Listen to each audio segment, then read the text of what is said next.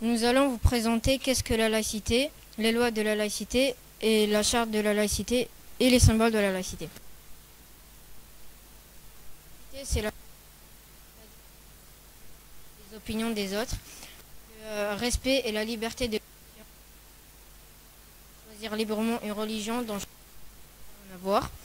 C'est aussi la liberté d'expression et l'absence de prosélytisme, c'est-à-dire la volonté d'imposer ses idées aux autres.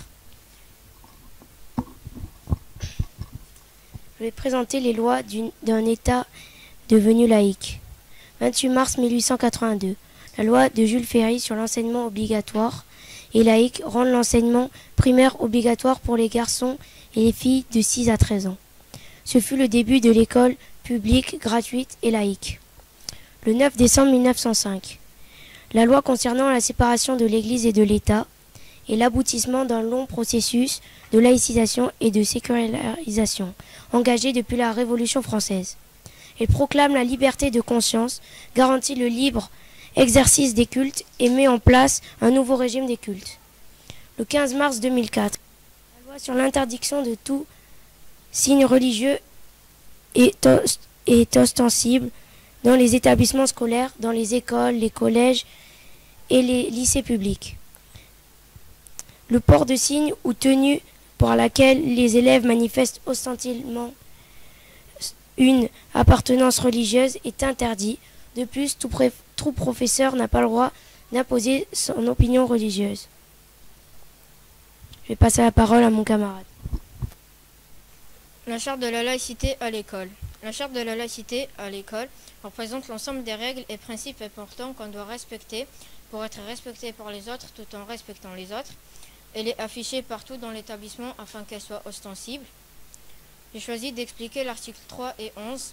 L'article 3 explique que grâce à la de croire ce qu'il veut ou de ne pas croire, et chacun doit respecter la conviction des autres. L'article 11 explique que les personnels de l'établissement ne doivent pas montrer leurs convictions politiques ou religieuses dans leur travail. Je vais présenter les symboles de la laïcité.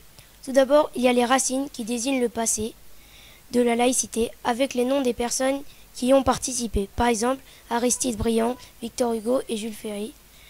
Puis, il y a le tronc qui symbolise le présent avec la devise liberté, égalité, fraternité. Liberté parce que les citoyens sont libres, égalité parce qu'ils disposent tous des mêmes droits et fraternité à coopérer dans la communauté.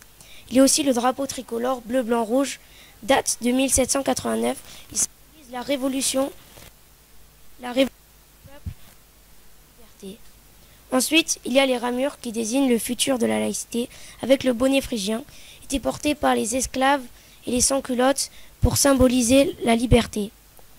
Il y a les mains des élèves, symbole de leur engagement comme une signature, avec les couleurs différentes, leur nom, pour rappeler la diversité.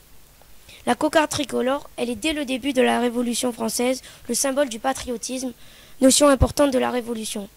La cocarde devient rapidement un signe d'engagement politique.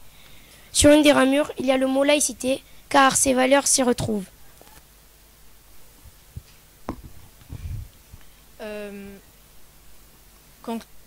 La laïcité explique que dans les établissements, les élèves doivent être tolérants pour que la liberté de conscience soit présente et que le prosélytisme soit absent. Il faut respecter les règles de la charte de la laïcité pour avoir une meilleure vie collégienne. Dans la laïcité, il y a des lois importantes comme celle du 9 décembre 1905, la séparation de l'Église et de l'État. Les symboles de la laïcité sont représentés par le bonnet phrygien, la cocarde, la devise, le drapeau bleu, blanc, rouge et les mains des élèves.